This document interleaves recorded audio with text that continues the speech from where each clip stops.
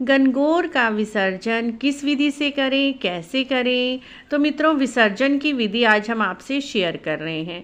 देखिए, छांटे के लिए जो हमने गुच्छियाँ बनाई हुई थी, ये सभी सामान भी आप एक बार सुहाग जल में डुबाकर अपनी चूड़ियों पर, बिंदी पर, मेहंदी पर छांटे लगा लीजिए और छांटे के अंदर जो सामान डाला था इसको आप अपनी तिजोरी में रख लीजिए और छांटे वाले जल को आप गोल गोल घूमते घूमते हुए सिरा दीजिए।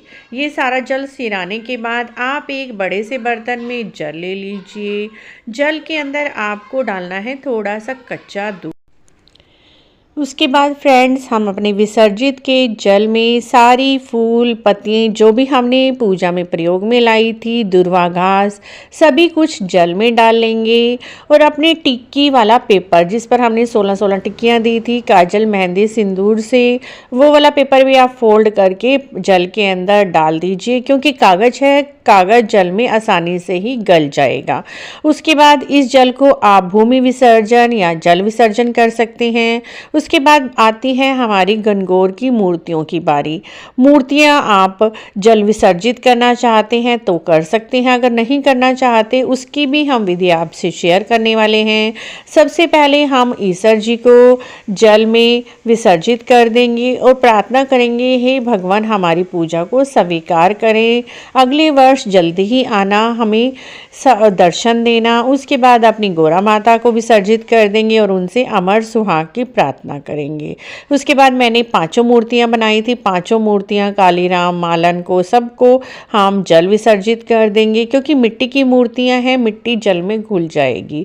उसके बाद इस पानी को आप अपने घर के गमलों में, गार्डन में दे दीजिए। और दूसरी बात आती है, अपनी मूर्तियों का अगर आप विसर्जित नहीं करना चाहते, उसके लिए आप एक बार अपनी मूर्तियों को किसी प्लेट में, स्वच्छ बर्तन में या टोकरी में रखकर घर से बाहर ले जाएं गेट के पास, और जब थोड़ी देर के बाद उन्हें अपनी तुलसी के पौधे के पास रख दीजिए और वहाँ पर उनका मुंह जूठा करा दीजिए किसी भी मीठे के साथ। उसके बाद आप अपनी मूर्तियों को वर्ष भर के लिए संभाल कर रख सकते हैं, क्योंकि इतनी सुंदर मूर्तियों को जल में प्रवाहित करने का हमारा मन नहीं करता। इस विधि से आप अपने ईश्वर और गौरा जी को संभाल कर रख सकते हैं और अगर विसर्जित करना चाहते हैं तो घर के ही जल में विसर्जित करके अपने गार्डन में उस जल को दे सकते हैं। आपको यह विधि कैसी लगी? अगर अच्छी लगी है तो इसी तरह की और जानकारी के लिए हमारे चैनल को जरूर सब्सक्राइब करें, लाइक करें, वीडियो को शेयर भी करें। कमेंट बॉक्स में जय गणगौर माता अवश्य लिखें।